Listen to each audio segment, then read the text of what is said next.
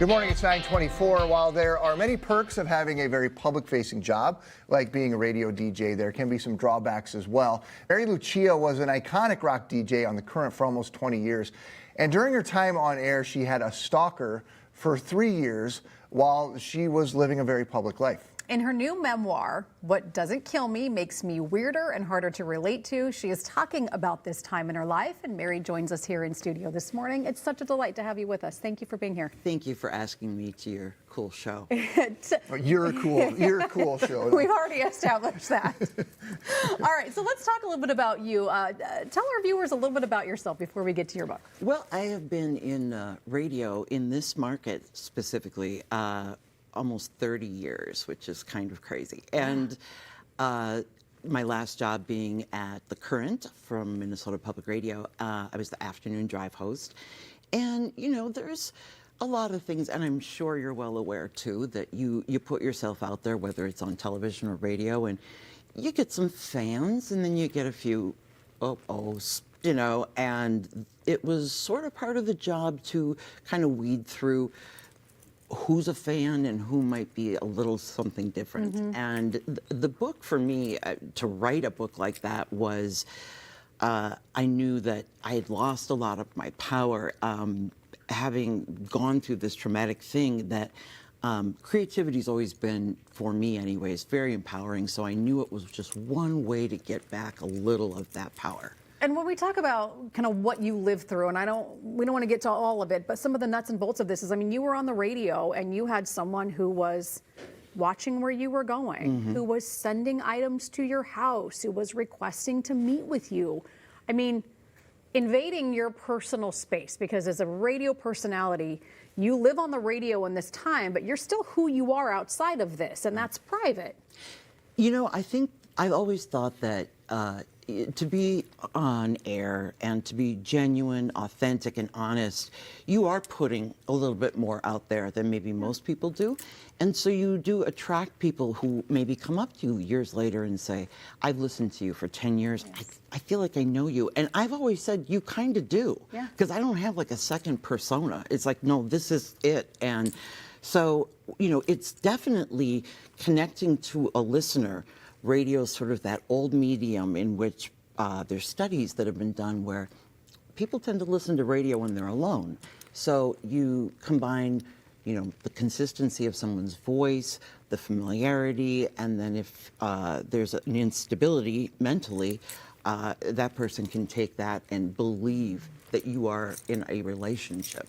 Well, I want to make sure that convey the seriousness of this. It wasn't just somebody who was, you know, kind of weird and showed up a couple times. Like, this was a living hell for you. It was. I mean, stalking is a felony, and it's not terribly understood. It's almost one of those things where the mental part of the trauma is what the person carries with them, but as far as sentencing and the legal system about it, it's got such a long way to go. And this person was truly delusional. Showing up to my house, threatening to kill my dogs. I mean, just... sent raw meat to the radio station? Sent raw meat to the radio station, which is absurd and sounds absurd.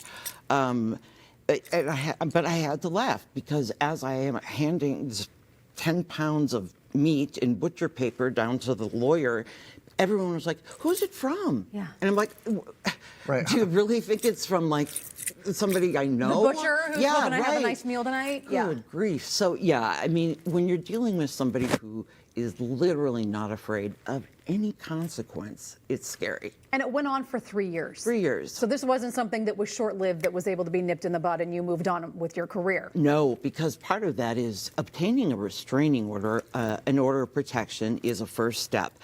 The thing you don't realize is then getting it served mm-hmm. to the person, and then how many times did they violate it, and did the police come? It's just so involved. Mm-hmm. And of course, yeah, learning that, it was a very eye-opening experience. But again, the trauma was as real to me as I believe his delusion was to him. So the title of the book certainly paints a picture. The cover of the book. The cover of the book. So you're telling this in a way that I think people who are reading it, they're going to take away something. I mean, I hate to say it, but they're going to take something away entertaining from this as well. I right? hope. Yeah. You know, I mean, of course, I thought I've always had a very dark sense of humor, and it's gotten me through a lot of things. So sitting down to write a book about something that was so traumatic, it was obvious to me that I could find things that were funny, and in a way that's a bit of a coping mechanism. Yeah, It's like sure. find what's funny in the worst thing possible. So what do you hope people will take away from this book? Oh my, I hope that, you know, there's a lot. A person can get through this. It's maybe a little bit of some awareness of how some laws need to change. Even local law enforcement really needs to understand. They only have an understanding of what is called domestic stalking, in which it's a person you know.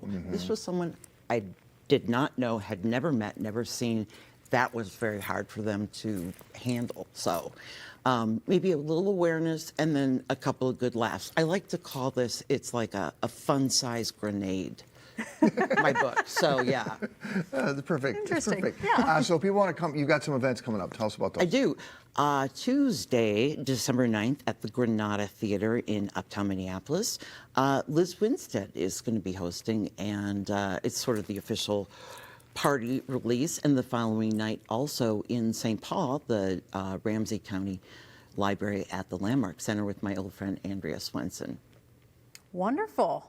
Well, Mary, it's been really nice to have you on our show. I wish we had more time to chat with you about this, and I can't wait to look at the book. It's getting really good reviews. Thank you from so the early much. reads. It comes out when? November 20th? It comes out, I believe, next Tuesday. Yeah. Next Tuesday. Awesome, Wonderful. Mary. Nice to meet you. Thanks, you guys. Here's some of those upcoming dates again for you. If you'd like to get your hands on her memoir, head to minnesotalive.com, and we'll put a link for you right there.